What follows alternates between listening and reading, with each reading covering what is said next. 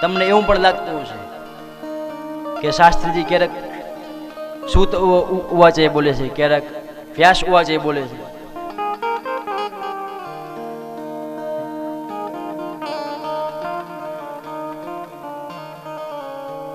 દરેક કથાઓ એકી સાથે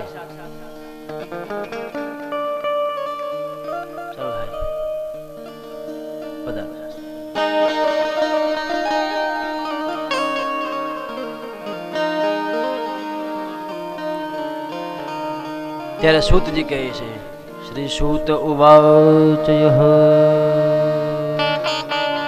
દ્રષ્ટાવાનુયાત ઋષિભાત્મમ જમ્ય નિર્ઘદેવ્યો યા પરિદૃધન સુતસ્ય ચિત્રમ તદવીક્ષ્ય પૃચ્છન્તિ મુનો જગદૂતવાસ્તિ શ્રી પુબિન્દ ન સૂતસ્ય વિવક્ત દ્રષ્ટે. સૂતજી કહ્યું છે, શુકદેવજી મહાન યોગી છે. તેમને દેહ દ્રષ્ટિ ન હતી પણ બ્રહ્મ દ્રષ્ટિ હતી. તેમને સ્ત્રી પુરુષોનો કઈ પણ ભેદ ન હતો. તે કેવળ પ્રભુના ધ્યાનમાં મગ્ન રહેતા હોય છે. તેથી તેમને લૌકિક જગતનું મૃડ અને જડ જેવું કઈ જ લાગતું જ ન હતું. સર્વ એક સમાન, સ્ત્રી હોય પુરુષ હોય કે અન્ય જગતની કાંઈ પણ વસ્તુ હોય, દરેક વસ્તુમાં તે ભગવાનને જુએ છે. કારણ કે શુકદેવજી મહારાજ નિર્વિકાર છે.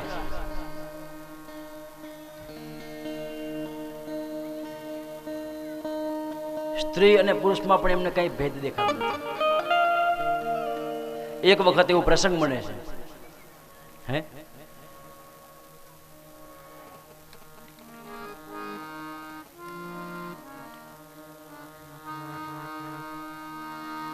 ઘણી યુવાન સ્ત્રીઓ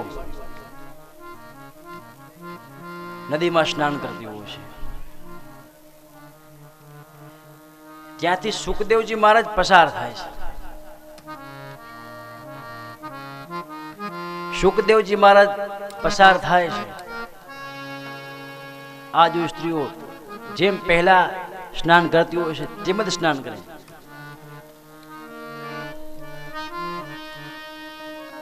સુખદેવજી એમના ધ્યાનમાં મગ્ન છે, સ્ત્રીઓ એમના સ્નાનમાં મગ્ન છે. પણ જ્યારે વ્યાસજી એમની પાછળ દોડતા આવે છે,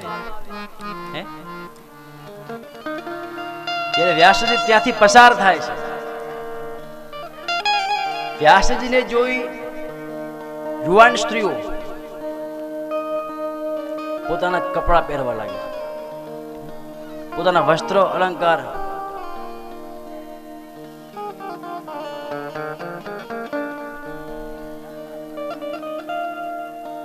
આ જોઈ વ્યાસજી ખૂબ જ વિસ્મય પામ્યા છે.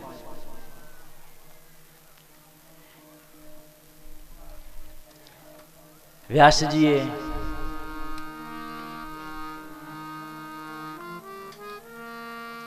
ખૂબ જ આશ્ચર્ય થઈને પૂછ્યું છે,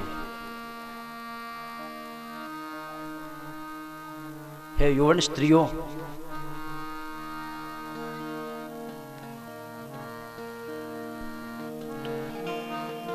હું તો વૃદ્ધ થઈ ગયો છું. મારી ઉંમર તો ખૂબ જ વધારે છે.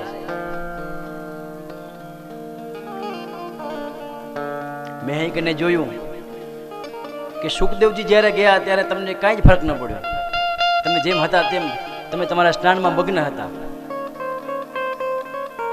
અને જ્યારે હું નીકળું ત્યારે તમે વસ્ત્ર અલંકાર થઈ સજવા તૈયાર થઈ ગયા છો. સુખદેવજી મારે તો યુવાન છે, છતાંય કેમ આ વસ્તુમાં ભેદ? એ મારો પુત્ર છે અને હું પિતા છું. તમે પણ મારી પુત્રી સમાન છો. છતાંય આવો કેમ ભેદ એમ? ત્યારે તો યૌવન સ્ત્રીઓ કહે છે, વ્યાસજી શુકદેવજી મહારાજ તો નિર્વિકાર છે, એમને સ્ત્રી અને પુરુષમાં કાંઈ ભેદ જ નથી. કોણ સ્ત્રી અને કોણ પુરુષ, કોણ માતા અને કોણ પિતા?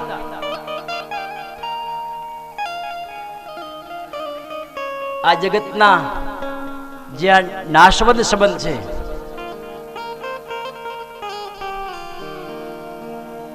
એ સુખદેવજી મહારાજને કઈ જ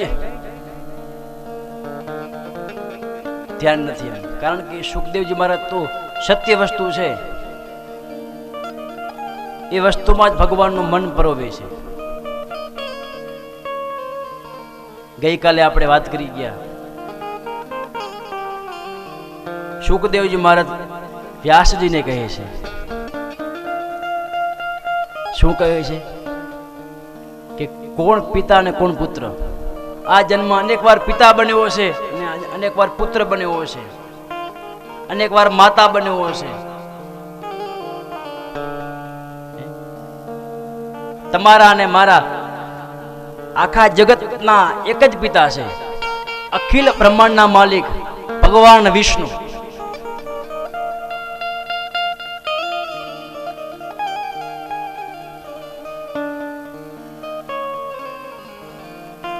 આવી રીતે સુખદેવજી મહારાજ નિર્વિકાર છે. ખૂબ જ સારી રીતે 24 અવતારની કથાઓ આપણે સાંભળી. ત્યારબાદ મહર્ષિ વેદવ્યાસજીની કથા, વ્યાસજી અને નારદ વચ્ચે વાર્તાલાપ, આ કથાઓ પણ આવે છે. મહર્ષિ નારદજીની કથા એ પણ આપણે જાણીએ છીએ કે નારદજી પૂર્વજન્મમાં એક દાસી પુત્ર હતા. આપણે આ કથામાં ખૂબ જ વિસ્તારપૂર્વક નથી જવું.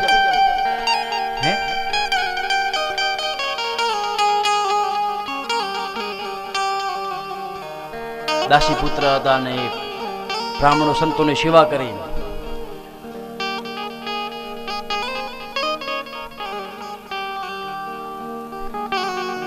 જે બ્રાહ્મણનું સાધુનું જે અન્ન હોય,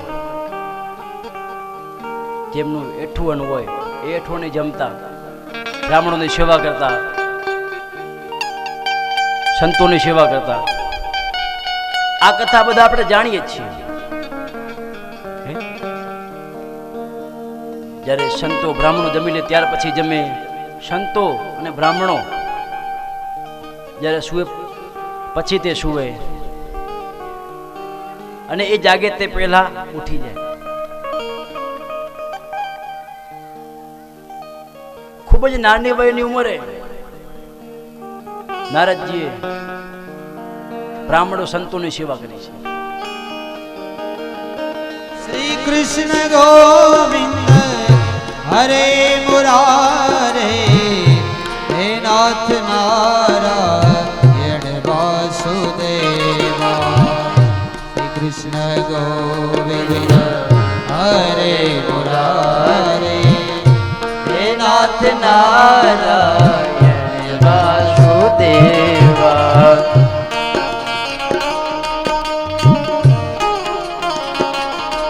હરિ બોલ. શ્રી રાધે.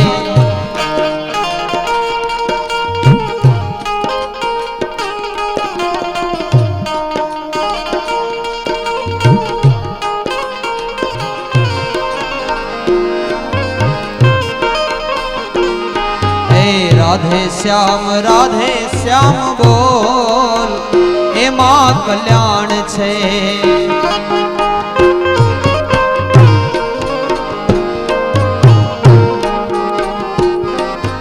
નારાયણ નારાયણ બોલ, એમાં કલ્યાણ છે.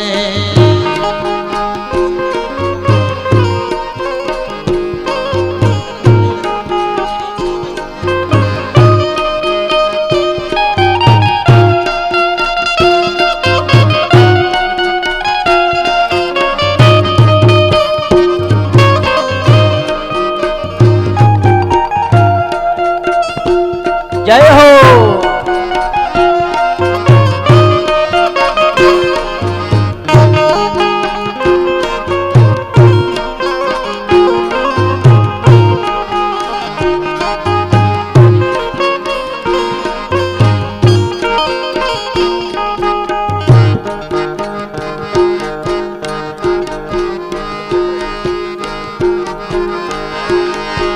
पूर्व न पुण्य थकी पाम्यो तू प्राणिया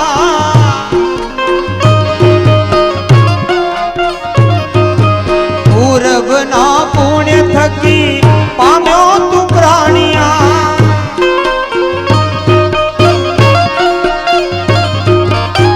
मानव नु देह अणमोल एमां कल्याण छे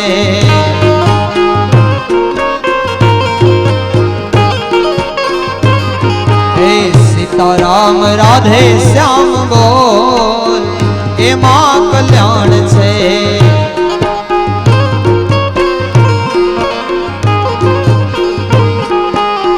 नारायण नारायण बोल एमां कल्याण छे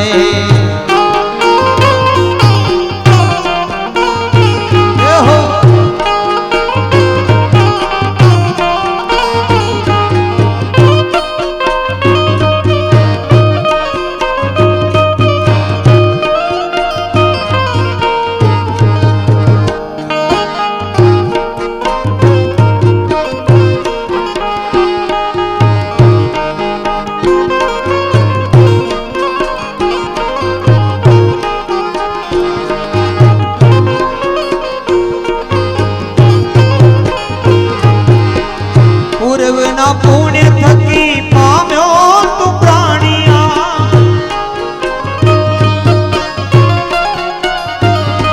ए पूरब ना पुण्य थकी पाम्यो तू प्राणिया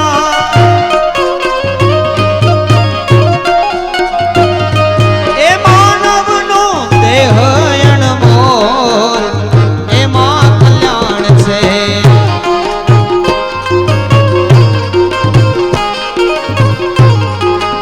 सीताराम राधे श्याम बोल एमां कल्याण छे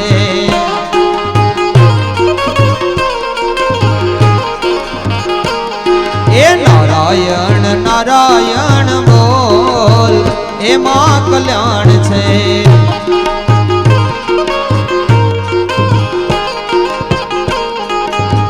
ताली पाड़ो तो मारा रामनी रे बीजी ताली न होए जो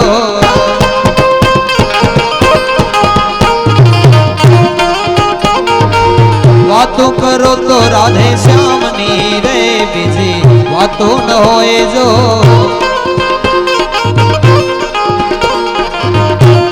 भक्ति भक्ति मां घणो फेर छे रे भक्ति कोने कहेवाय जो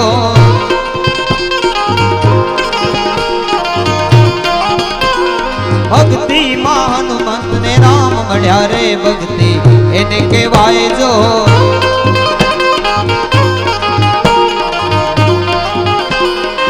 ताली पाड़ो तुम्हारा रामनी रे बीजी ताली न होए जो जय सती मां बातों करो तो राधे श्यामनी रे बीजी बातों न होए जो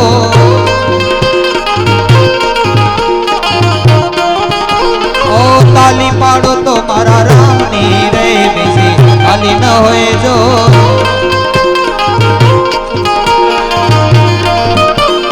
भक्ति करो तो भोलानाथ नी रे बीजी भक्ति न होए जो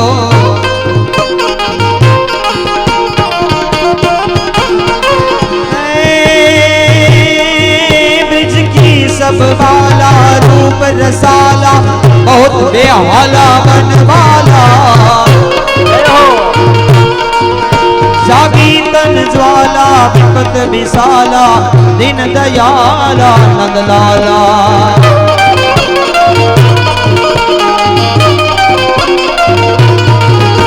आए नहीं आला कृष्ण कृपाला बंसी वाला बनवारी कहे राधे प्यारी બલિહારી ગોકુળ આવો ગિરિધારી હવે ગોકુળ આવો ગિરિધારી રે હવે ગોકુળ આવો ગિરિધારી રે હવે ગોકુળ આવો ગિરિધાર બોલે કૃષ્ણ કનૈયા લાલ કી જય ભાગવત ભગવાન કી જય સૂતજી કહ્યું છે, હે શૌનક, યુગનું પરિવર્તન તથા ત્રીજા દ્વાપર યુગ આવ્યો ત્યારે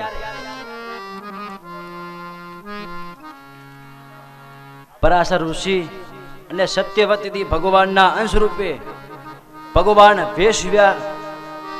વેદ વ્યાસજીનો જન્મ થયો છે. બોલે વ્યાસજી મહારાજ કી જય. વ્યાસ સૂર્યનો ઉદય થયો ત્યારે સરસ્વતી નદીના કિનારે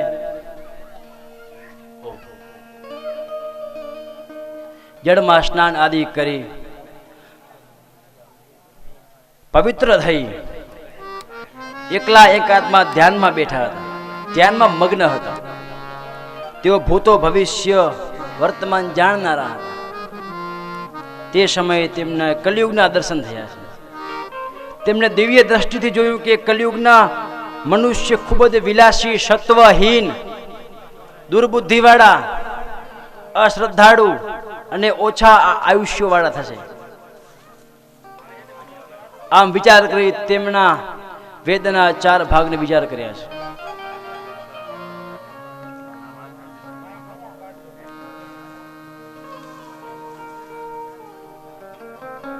ઋગ્વેદ, યજુર્વેદ, સામવેદ અને અથર્વવેદ, આ આપણા 4 વેદ છે.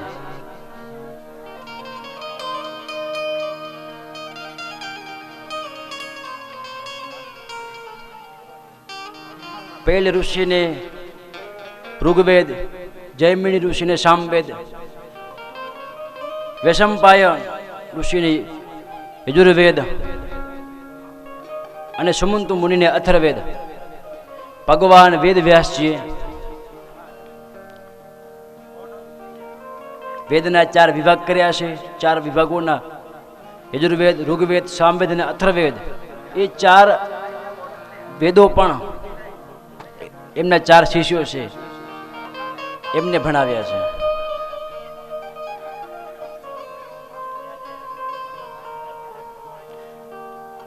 આંગિરસ ઋષિને મંત્રોના કુશળ હોવાથી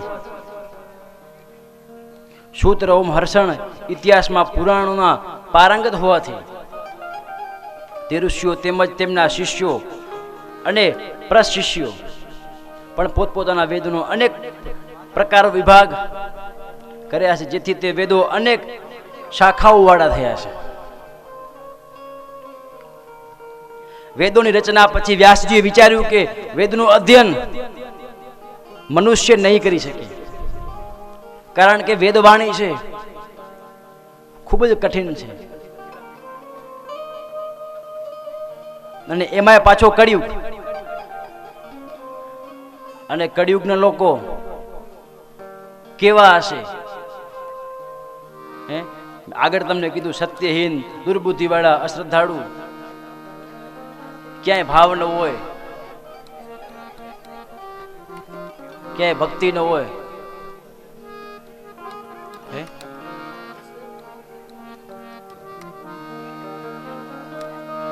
પણ વેદના તાત્પર્યનું, વેદના તત્વનું તેને જ્ઞાન થશે નહીં. આથી તેમણે 17 પુરાણોની રચના કરી. કેટલા? 17. વેદના અર્થો સમજવા હેતુથી વ્યાસજીએ 17 પુરાણોની રચના કરી. પુરાણો એ વેદનું પણ ઉપભાષ્ય છે.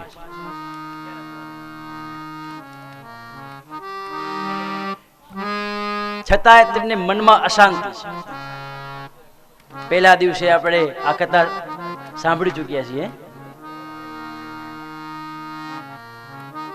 વ્યાસજી મહારાજે 17 પુરાણોની રચના કરી, છતાંય એમને મનમાં અશાંત છે.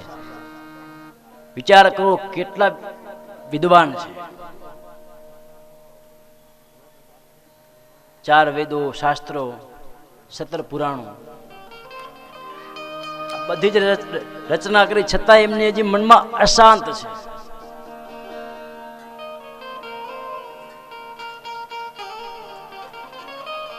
કારણ કે વેદવ્યાસજીએ શ્રીમદ ભાગવતની હજી રચના નથી કરી. ભગવાનની પ્રેમની કથા, લીલા કથા. ભાગવત એ ભગવાનની વાંગમય મૂર્તિનું સ્વરૂપ છે.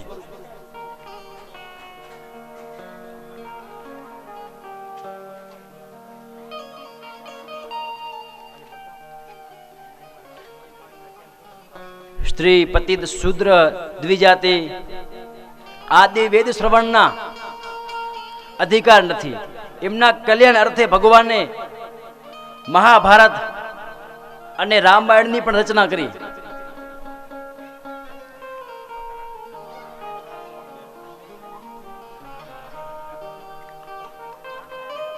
રામાયણ અને મહાભારત એ આપણા પુરાણો નથી, એ પુરાણમાં નથી આવતા. ઘણા લોકોને એ જ ખબર નથી. 18 પુરાણમાં રામાયણ અને મહાભારત નથી આવતા. કારણ કે પુરાણ નથી, એટલે જે ન હોય તે ક્યાંથી આવે?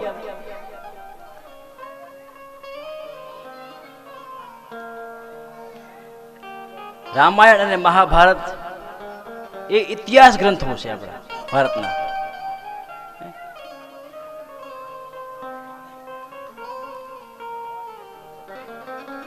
દુનિયાનું સૌથી કોઈ લેખિત પુસ્તક હોય કે તેમાં સૌથી વધારે લખાણ છે તે મહાભારત છે. મહાભારતની અંદર 1 લાખ શ્લોક આવેલા છે.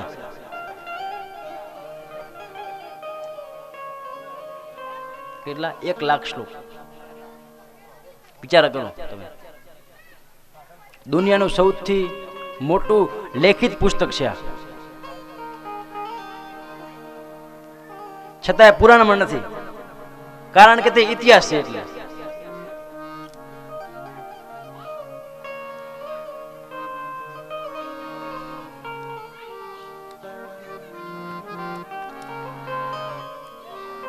રામાયણ, વેદોના પણ ઘણા નિયમ હોય. વેદ મંત્ર શૂદ્ર વર્ણ છે એ ન સાંભળી શકે. દ્વિજાતિ છે, પતિ રહિત છે. શાસ્ત્રમાં આવા ઘણા નિયમો છે, પણ આજના સમયમાં આ નિયમ 1% 1% પણ નથી પડાવ્યો.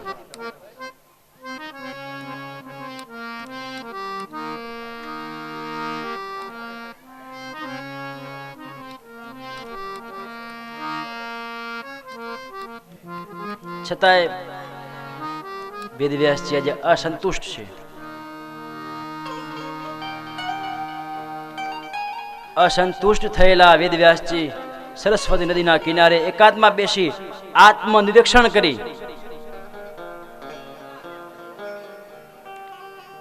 તેઓ પોતાની અશાંતિનું કારણ અંદર જ શોધવા લાગ્યા છે કે મેં તો એવું કયું પાપ કર્યું હશે કે આટલા પુરાણો નો વિસ્તાર કર્યો, આટલા વેદોનો વિસ્તાર કર્યો, શાસ્ત્રોનો વિસ્તાર કર્યો, છતાં આજે મનમાં અશાંતિ કેમ છે?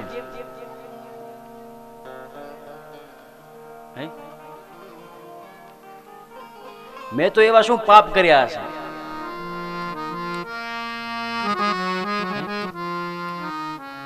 વિચાર કરો કે આવા મહાપુરુષને પણ સાક્ષાત્કાર ભગવાન છે. ભગવાન વેદવ્યાસજી પણ ભગવાનનો એક અંશ અવતાર છે, છતાં એમને મનમાં અસંતોષ છે.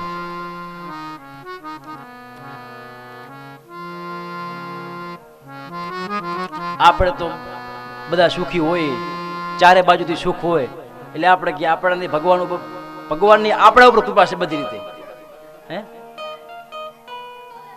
ક્યારે કાંઈ પુસ્તક લખ્યું નથી, પુસ્તક કોઈને દાન પણ નથી આપ્યું, પુસ્તક ક્યારે આપણે કોઈ દિવસ વાંચન પણ નથી કર્યું, છતાંય આપણે સંતોષ છીએ. બોલો. અને પાછા કે સંતોષી બધા સુખી, જેને રોય સદા સંતોષી. હે, પણ આ વસ્તુમાં સંતોષ ન હોવો જોઈએ આપણાને.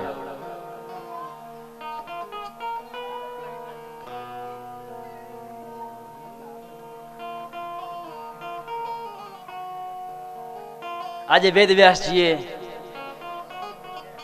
અનેક શાસ્ત્રો, પુરાણો, વેદો બધાનો વિસ્તાર કરવા છતાં મનમાં અસંતોષ છે, સંતોષ નથી એમને, અને સંતોષ ન પણ હોવો જોઈએ.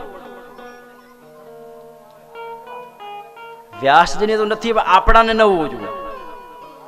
આપણાને થોડું ઘણું જ્ઞાન આવી જાય તો આપણે આમ થઈ જાય, કોલર આપણો ટાઈટ થઈ જાય.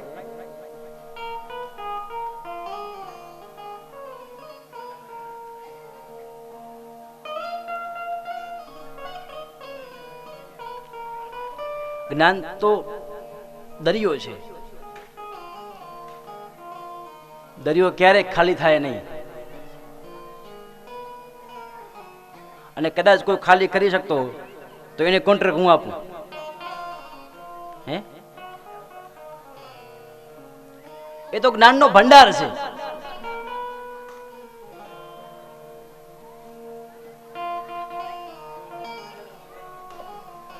મનોવિજ્ઞાન એમ કહે છે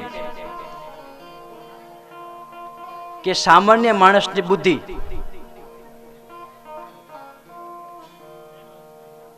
-0.1% હોય. કેટલી? માઇનસ.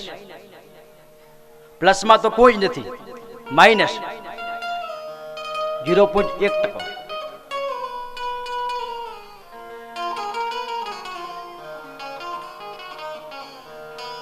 છતાંય આપણે તો હોશિયાર છે. આઈ એમ સમથિંગ, પણ તમે માઇનસમાં છો બધા. હે, દુનિયાના સૌથી વધારે બુદ્ધિમાન વ્યક્તિ આર્યભટ્ટ છે મારા મત પ્રમાણે.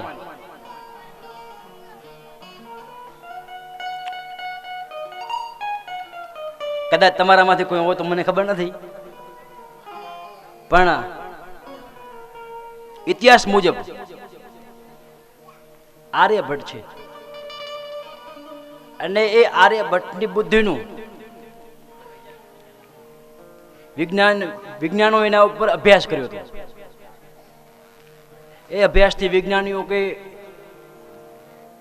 એવું કીધું કે આર્યભટ્ટની બુદ્ધિ -0.10 સુધી ચાલી. કેટલી? 10.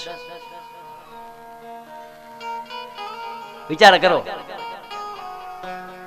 કે જેમને એવું બિરુદ મળ્યું છે કે દુનિયાના સૌથી બુદ્ધિશાળી વ્યક્તિ, એમની બુદ્ધિ પણ -0.10 છે, 0.10% છે.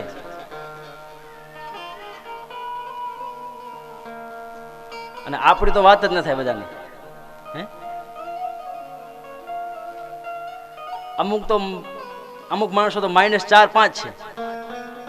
હે, અમુક તો માણસ 4-5 છે માણસ.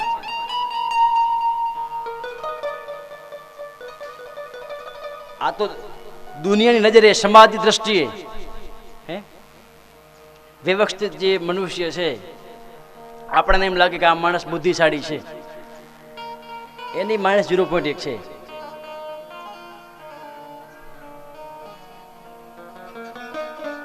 બહુ સમજવા જેવું છે આ બધી વસ્તુ.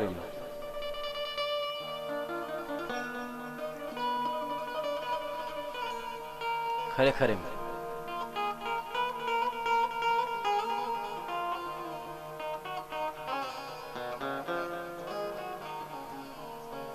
આજે પતિ પત્નીમાં પણ એવું જ હોય છે. કંઈક પતિને એમ કે હું બુદ્ધિશાળી છું, અને પત્નીને એમ કે હું બુદ્ધિશાળી છું. હે,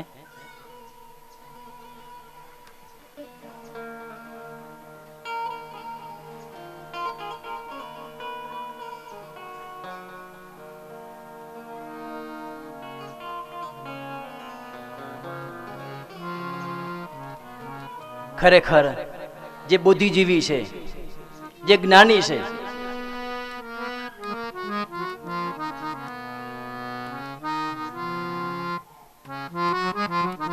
સાથે સમજદાર છે,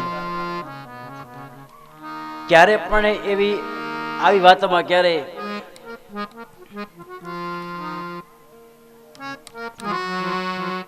વધારે બોલતા નથી. જે જ્ઞાની છે, સમજદાર છે.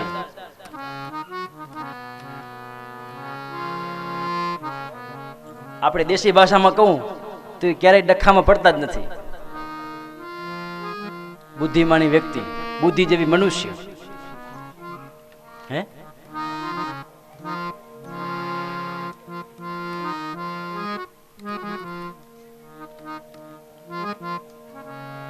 આજના મનુષ્યમાં બુદ્ધિ નથી પણ અહંકાર છે. હે કે હું કઈક છું. ભાગ્યમાં થોડું ઘણું કદાચ ભણવાનું લખ્યું હોય અને એ કદાચ ભણી પણ જાય, એને અભિમાન આવી જાય, મારી પાસે ડિગ્રી છે. હે બીકોમ ને એમએ ને ડિગ્રી કેવી આવે, બીએડ ને બીએડ. ડિગ્રીઓ સાથે સંસ્કાર પણ હોવા જોઈએ. ડિગ્રી હશે અને જો સંસ્કાર નહીં હોય તો ડિગ્રી પણ શું કામ નહીં.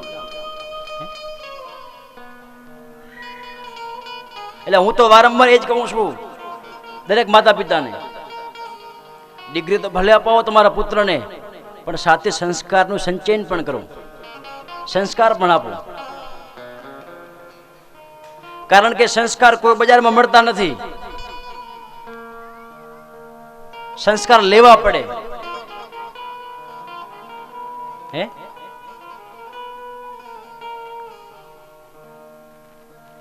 કોઈ સ્કૂલ કોલેજ એના કોઈ ટ્યુશન ક્લાસીસ નથી.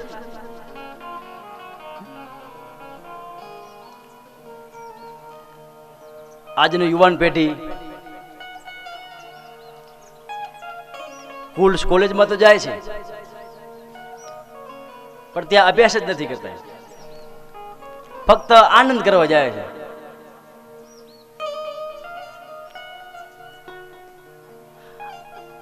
અને પાછા એમ કે મહારાજે કથામાં એવું કીધું હતું, આનંદ ઉલ્લાસ સાથે ભગવાનની ભક્તિ કરો, આનંદ કરો. હે આનંદના પણ ઘણા પ્રકારો છે.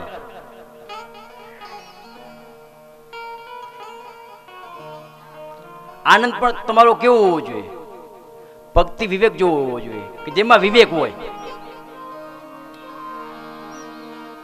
તમારા આનંદથી કોઈને તકલીફ પડતી હોય તો એ આનંદ ન કહેવાય.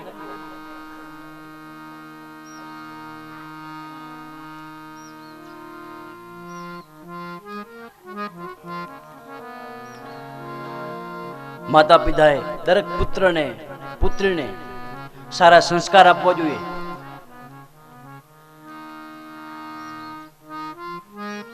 ડિગ્રી ભલે ગમે તેટલી મોટી અપાવો, પણ સાથે સંસ્કાર પણ અપાવજો.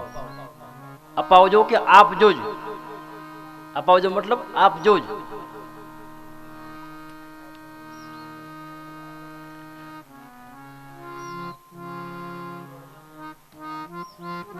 આજે લોકો પાસે પૈસા આવે,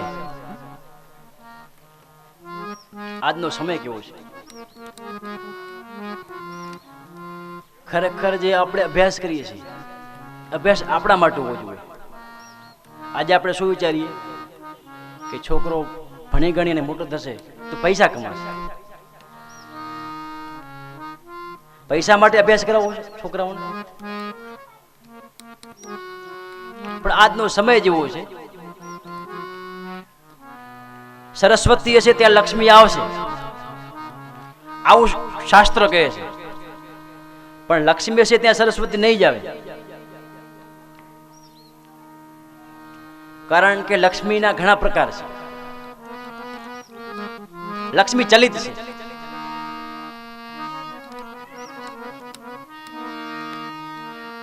લક્ષ્મીથી અહંકાર થાય, લોભ વૃત્તિ થાય, તમારે જોઈ લેવાનું કે જે લોકો ઘણા પૈસાવાળા હશે, ઘણા ધનવાન હશે, એ જ લોભી હશે. મારી સામે તો ઘણા દાખલા છે, પણ તમારી સામે પણ હશે આવા દાખલા.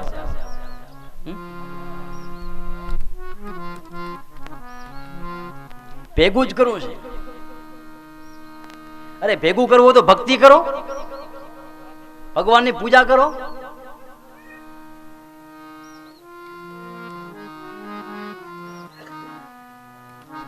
ધન તમે ભેગું કરશો અને વાપરશે બીજા મારા જેવા. એમ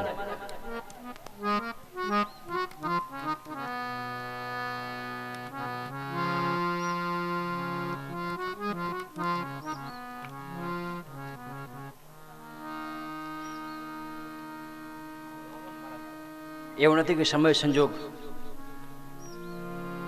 સમય પ્રમાણે ચાલવું પણ જોઈએ. આપણે બધું જ કરવું જોઈએ. અંગ્રેજી પણ શીખવી જોઈએ. હું નથી કહેતો તમે અંગ્રેજી ન શીખો, પાછું અંગ્રેજી પણ તમને આવડવી જોઈએ, પણ અંગ્રેજી આવડતા પહેલા તમને ગુજરાતી આવડવી જોઈએ, તો તમને અંગ્રેજી શીખવાનો અધિકાર છે. નકા અધિકાર નથી. જો તમને તમારી માતૃભાષા જ ના આવડતી હોય તો તમને અન્ય કોઈ ભાષા શીખવાનો અધિકાર નથી.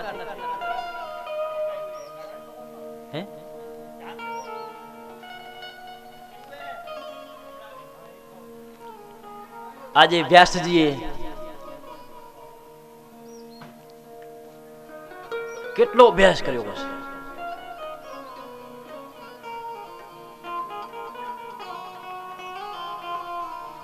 શાસ્ત્રોનો, વેદોનો અભ્યાસ વિસ્તાર કરવો એ કાંઈ નાની મોટી વાત નથી. એમ આપણે તો બધા કથા સાંભળીએ એટલે હા ભાઈ કર્યો તો કર્યો હશે, પછી મનમાં ન હોય આપણા.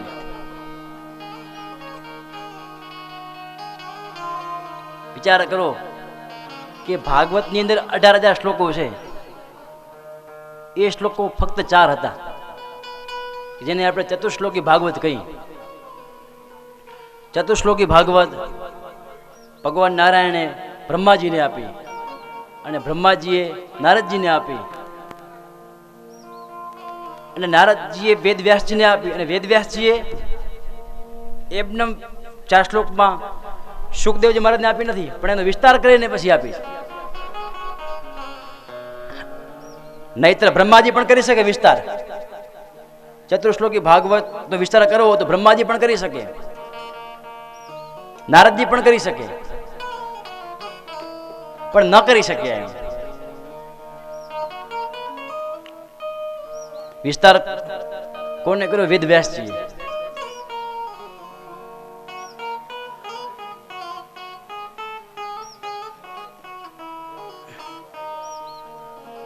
મનમાં કઈક બીક હશે તો ક્યારે પણ પાપ નહીં થાય.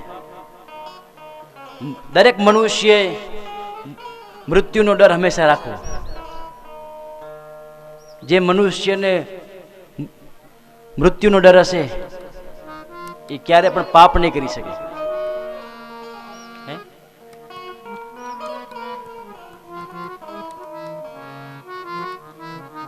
જો તમારે મરણ સુધારવું હોય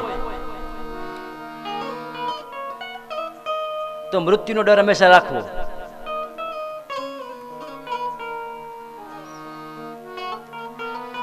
તો પાપ ન થાય, અને પાપ ન થાય તો જીવન ખૂબ જ સુંદરમય બને. આજે વ્યાસજી પણ એવું મનમાં વિચાર કરી રહ્યા છે, મેં કાંઈ જીવનમાં એવું કાંઈ પાપ નથી કર્યું, સદાય ભગવાનની ભક્તિ કરી છે, એ પણ શ્રદ્ધાથી શાસ્ત્રોનો બધાનો વિસ્તાર કર્યો, છતાંય મનમાં અશાંતિ કેમ છે?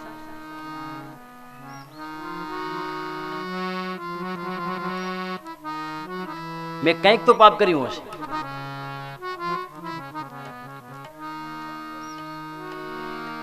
જ્યારે વ્યાસજી પોતાના હાથે કોઈ પાપ જ થયું નથી, છતાં એમને એમની ચિંતા છે કે કંઈક થઈ ગયું હશે. એક વખત એમ કહે છે કે મેં મારા જીવનમાં ક્યારે પણ પાપ નથી કર્યું. એક વખત એમ કહે છે, છતાં એમને મનમાં એમ થાય કદાચ ક્યાંક કર્યું હશે તો.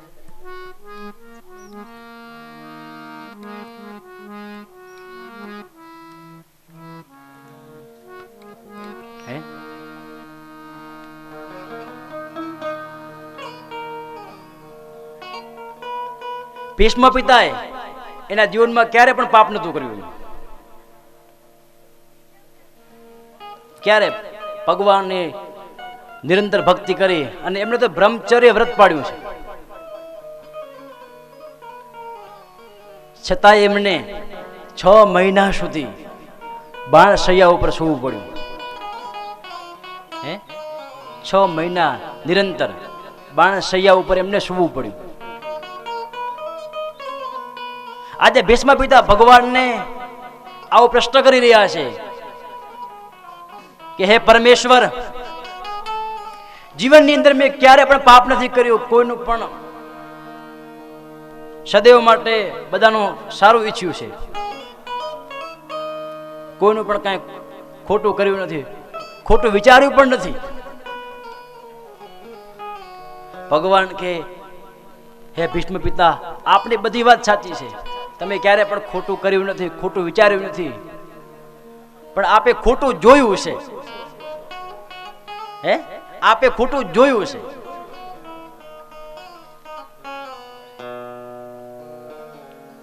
જ્યારે દ્રૌપદીના ચિરહરણ થતા હતા એ સમયે દ્રૌપદીજીએ આપની પાસે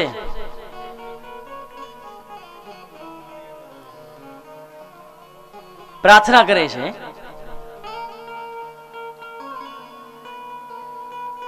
એ સમયે આપણે તમે પણ આપણું મુખ નીચું કરી નાખ્યું હતું.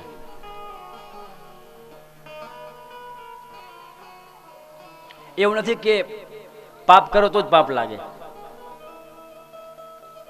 જોવાથી, બોલવાથી, વિચારવાથી પાપના પણ ઘણા પ્રકારો છે. તન મન ધન કાયાથી કદાચ કોઈ પાપ કરતું હોય અને જો તમે ના અટકાવો ને, એ પણ પાપ જ છે તમારા માટે.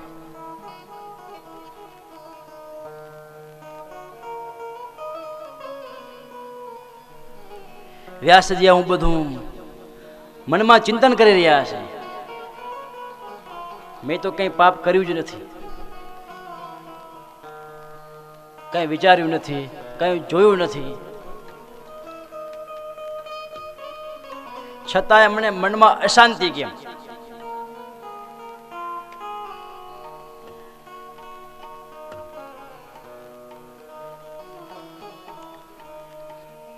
આમ વ્યાસ પોતાના પૂર્ણ માની ખેદના કરતા હતા. તે સમયે તે જ વખતે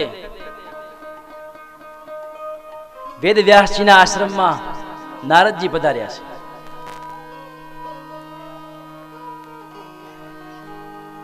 વ્યાસજી મહારાજે નારદજીને જોઈ ઉભા થઈ અભિવાદન કર્યું છે, એમને પૂજન અર્ચન કર્યું છે.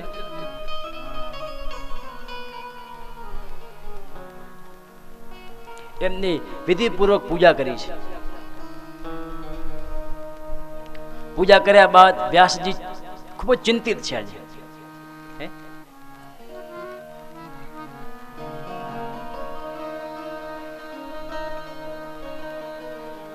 નારદજી પૂછા કરે છે, હે પરમેશ્વર, હે મહર્ષિ, આજે આપ ચિંતિત કેમ છો?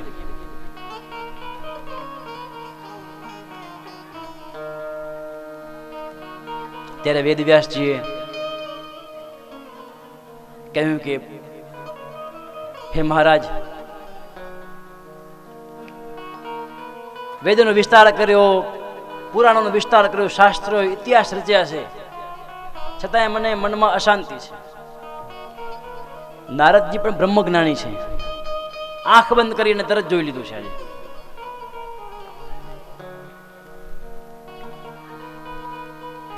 ત્યાર પછી વેદ વ્યાસજીને કહ્યું છે. નારદજીએ શું કહ્યું છે?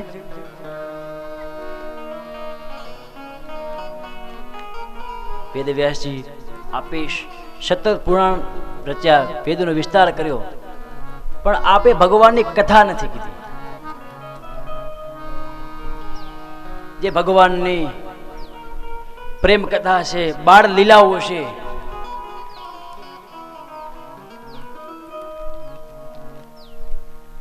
जगत में प्रेम से बड़ा कोई नहीं है, प्रेम है तो सब है, इसीलिए सबको प्रेम कीजिए। और प्रेम भी कैसा होना चाहिए? निष्काम होना चाहिए। आप प्रेम कीजिए पर निष्काम होना चाहिए। प्रेम में वासना तो बिल्कुल नहीं होनी चाहिए।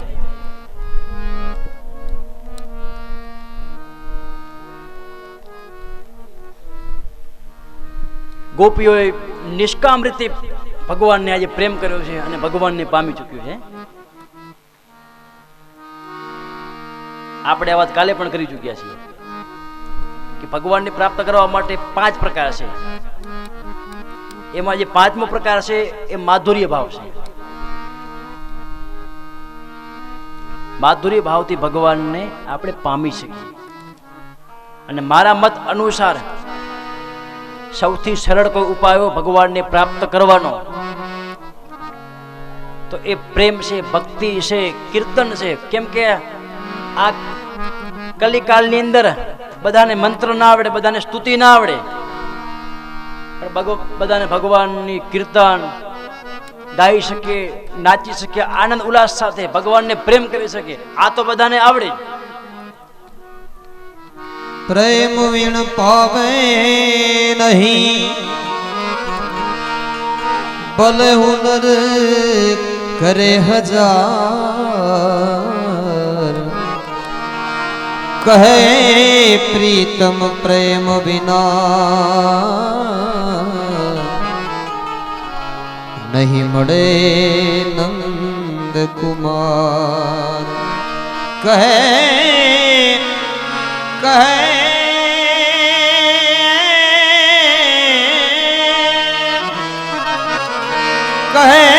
પ્રીતમ પ્રેમ વિના નહીં મળે નંદ કુમાર.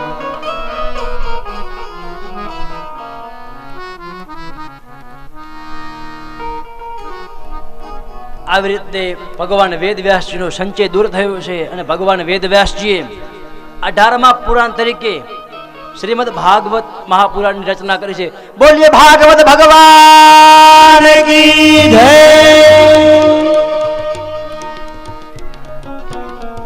સમય પણ થઈ ચૂક્યો છે. બીજા દિવસના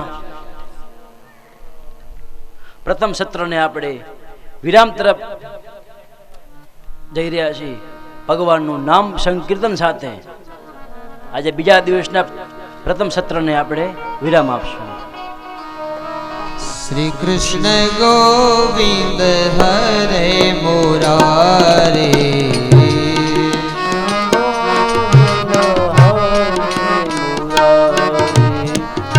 શ્રી કૃષ્ણ ગોવિંદ હરે મુરારે, કૃષ્ણ ગોવિંદ હરે મુરારે. હે નાથ નારાયણ વાસુદેવા, હે નાથ નારાયણ વાસુદેવા, હે નાથ નારાયણ વાસુદેવા, હે નાથ નારાયણ વાસુદેવા. શ્રી કૃષ્ણમ શરણમ મમ જય શ્રી કૃષ્ણમ શરણમ મમ, શ્રી કૃષ્ણમ શરણમ મમ, શ્રી કૃષ્ણમ શરણમ મમ, શ્રી કૃષ્ણમ શરણમ મમ, શ્રી કૃષ્ણમ શરણમ. હરિ બોલ.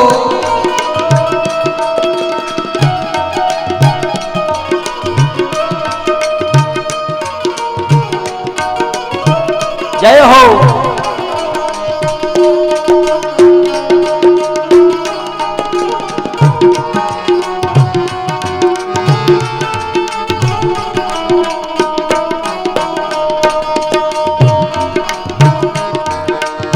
કૃષ્ણમ શરણમ મમ, શ્રી કૃષ્ણમ શરણમ મમ, શ્રી કૃષ્ણમ શરણમ મમ, જય શ્રી કૃષ્ણમ શરણમ મમ.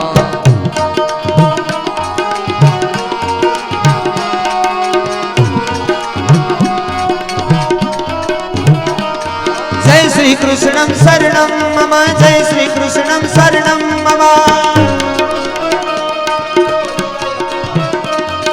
શ્રી કૃષ્ણમ શરણમ મમ, જય શ્રી કૃષ્ણમ શરણમ मम श्रीकृष्णं शरणं मम श्रीकृष्णं शरणं मम जय श्रीकृष्णं शरणं मम जय श्रीकृष्णं शरणं मम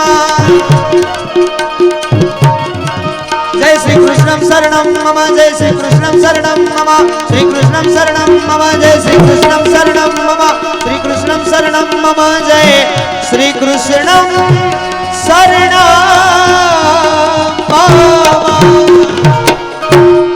बोले भागवत भगवान की जय कृष्ण कन्हैया लाल की जय रामचंद्र भगवान की जय सुरापुरा डाडानी जय सती मात की जय कुलदेवी चामुंडा मात की जय गौ मात की जय भारत मात की जय सत्य सनातन धर्म की जय अपने अपने माता पिता की जय अपने अपने गुरु महाराज की जय हर हर महादेव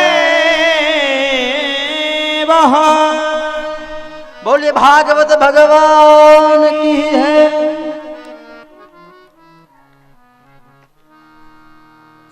કેટલાક મહાનુભાવી બતાવ્યા છે તો એમનું આપણે નાનકડું સન્માન લઈ લઈએ કારણ કે બીજું તો સન્માન શું આપણે કરી શકીએ કે જ્યાં કૃષ્ણમયની વાતો થતી હોય જ્યાં ભગવતની વાતો થતી હોય જ્યાં પોતાની એક આગવી સહેલીમાં અને બીજું ઈ કે સમરસ્ત નાણાવટી પરિવાર એટલો ભાગશાળી છે કે આજે સમરસ્ત બધાય ભેગા મળી અને જે આંકને પોતાના ઈષ્ટદેવ પોતાના દેવી દેવતાઓ એમનું સ્થાન ઉપર આવી અને જ્યારે ભાગવતનું કથાનું રસપાન કરતા હોય તો આનાથી માથે બીજો કોઈ આનંદ ન હોઈ શકે એટલા માટે જે પધારેલા મહેમાનો છે એનું આપણે ટૂંકમાં સ્વાગત કરી લઈએ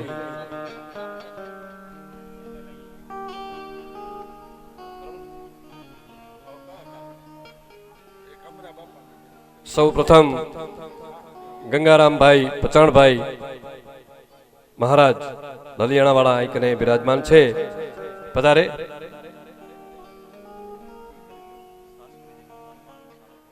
ગંગારામ મહારાજનું સ્વાગત કરશે અરુણભાઈ નાણાવટિયા જેના નામ બોલું ખાસ મિત્રને એક વિનંતી કે જેના નામ બોલું એ થોડાક તાત્કાલિક આવજો એટલે આપણો સમય ન બગડે અરુણભાઈ પધારો અરુણભાઈ નાણાવટિયા ત્યારબાદ હિરેનભાઈ પણ હાજર રહે કને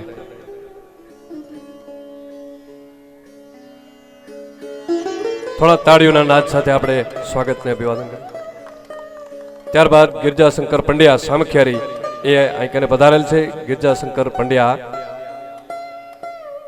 એમનું સ્વાગત કરશે હિરેનભાઈ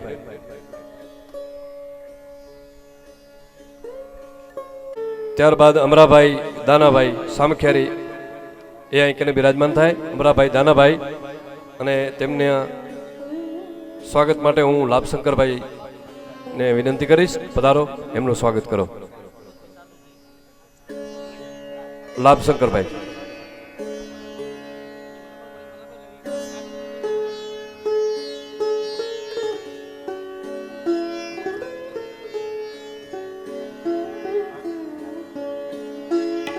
ત્યાર પછી બતાવું જોશી જીતેન્દ્રભાઈ મોહનલાલ પપ્પુભાઈ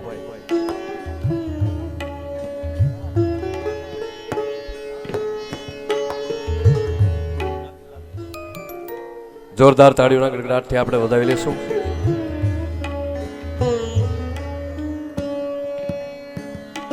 ભુજથી ઠાકર મયંકભાઈ ભુજથી ઠાકર મયંકભાઈ પધારો એમનું સ્વાગત કરશે પ્રવીણભાઈ નાણાવટી ગાગોદરવાળા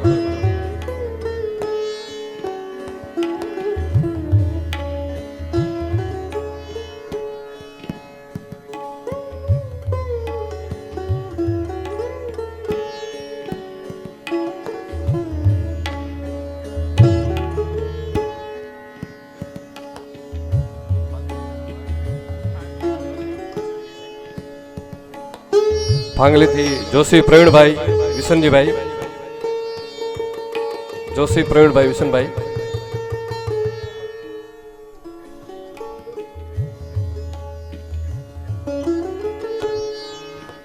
સહી રમેશભાઈ,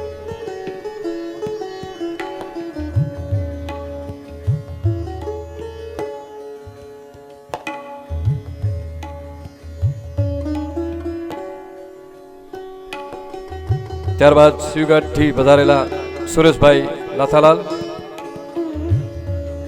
નાનાલાલ એમનું સ્વાગત કરશે હિતેશભાઈ નાણાવટી ગાગોદર.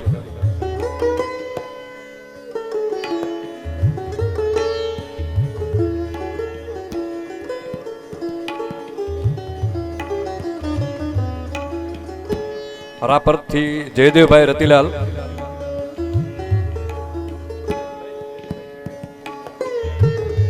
જયદેવભાઈ રતિલાલભાઈ પધારે.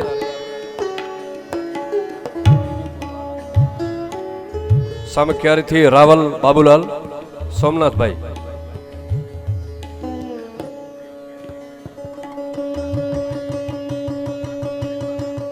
એમનું સ્વાગત કરશે યોગેશભાઈ ભચાઉ.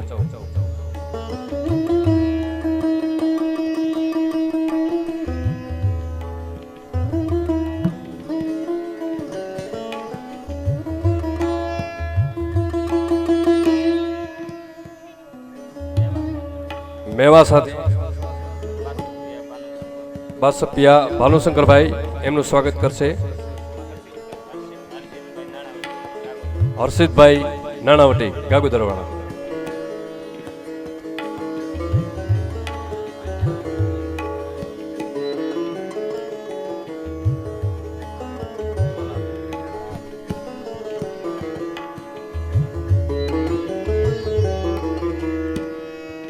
ત્યારબાદ આધોઈના એવા કારાભાઈ ભરવાડ ભુવાશ્રી અહીં કને બિરાજમાન થાય એમનું સ્વાગત કરશે અજયભાઈ ગાગોદરવાળા.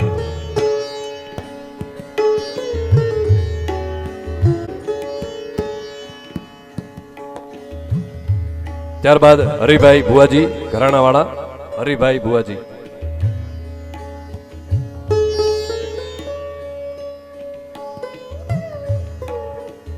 હરિભાઈ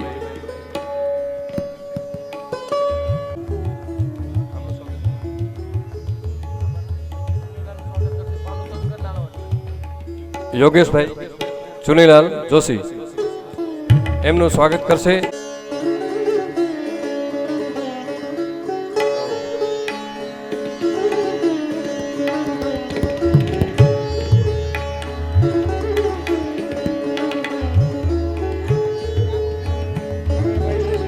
પ્રવીણભાઈ જોશી ફાંગલીવાળા.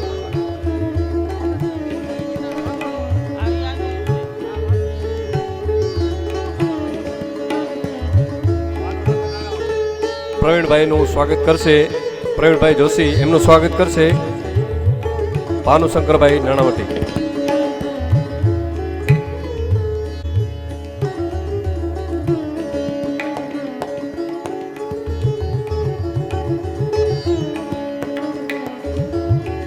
રાજુભાઈ ચુનીલાલ જોશી પાલનપુર, એમનું સ્વાગત કરશે યોગેશભાઈ નાણાવટી.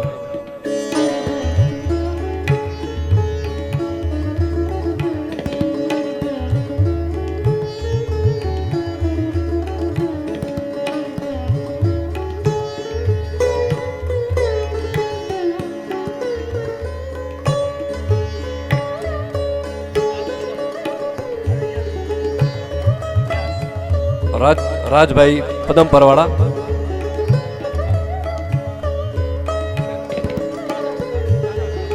એમનું સ્વાગત કરશે કાનાભાઈ ગાગોદરવાળા.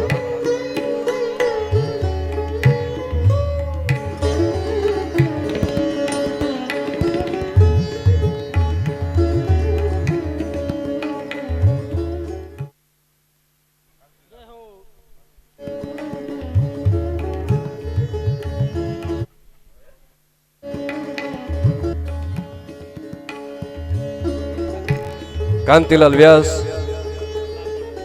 સાતલપુર વાળા અહીં પધારે, એમનું સ્વાગત કરશે નિષાદભાઈ નાણાવટી,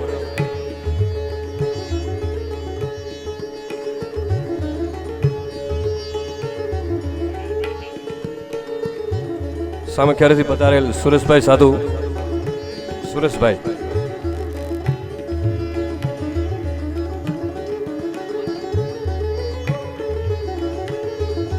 સુરેશભાઈ સાધુનું સ્વાગત કરશે ગિરીશભાઈ નાણાવટી, ગાગુદરવાડા ગિરીશભાઈ નાણાવટી.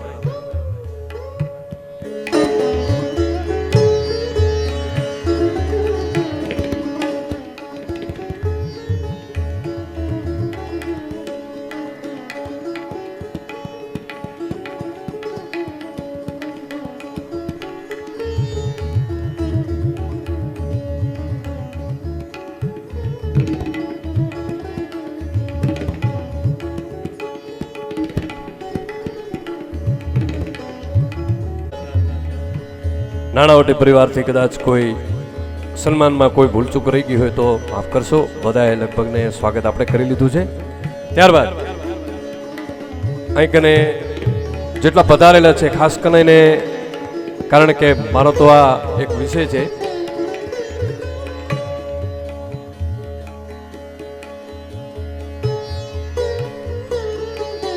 શાસ્ત્રીજી એમનું સ્વાગત કરવા માગે છે. અમરાભાઈ